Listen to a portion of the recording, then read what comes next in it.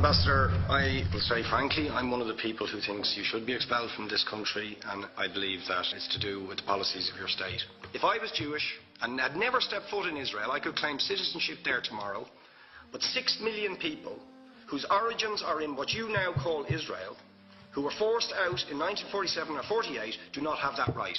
Isn't that part of the reason why the Palestinians are in dispute with Israelis? Because you deny them the right to return to their homes and to their land and to their villages, and that they have a legitimate claim, even under international law, to return, but you deny them that right. Why do you deny them that right? And why do you give that right to other people who have no connection whatsoever with the land, whether you call it Israel or whether you call it Palestine? Why do you continue to seize land, if you're serious about Oslo and the two-state solution, which under that agreement is land designated to be Palestinian land? 500,000 people, most of which has taken place since Oslo. You allow that to happen. Why do you allow it to happen?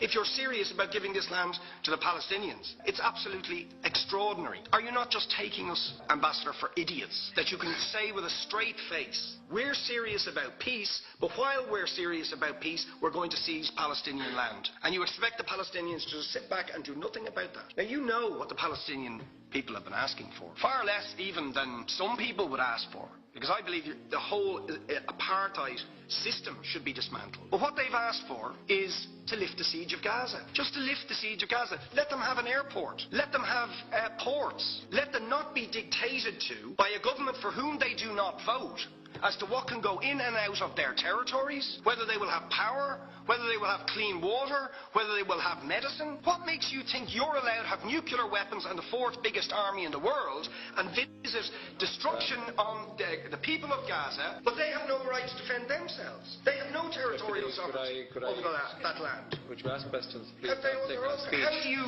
justify that? Yeah. All right. How do you justify those double standards? Very lastly, Ambassador, people like Bishop Tutu, Nelson Mandela, and I would certainly describe your state as a apartheid state, with different laws for people depending on their race or religion. For example, at checkpoints going into the West Bank, there's a channel if you're Israeli or European, and there's a channel if you're Arab. Just because you're Arab. If you came into Dáil Éireann and they stopped you and said, "Are you Jewish?" "Oh no, sorry, you can't come in through the same entrance as Irish people or European people because you're Jewish," you would call that racism and apartheid. You practice that with your checkpoints and your military barriers and your apartheid wall. How can you justify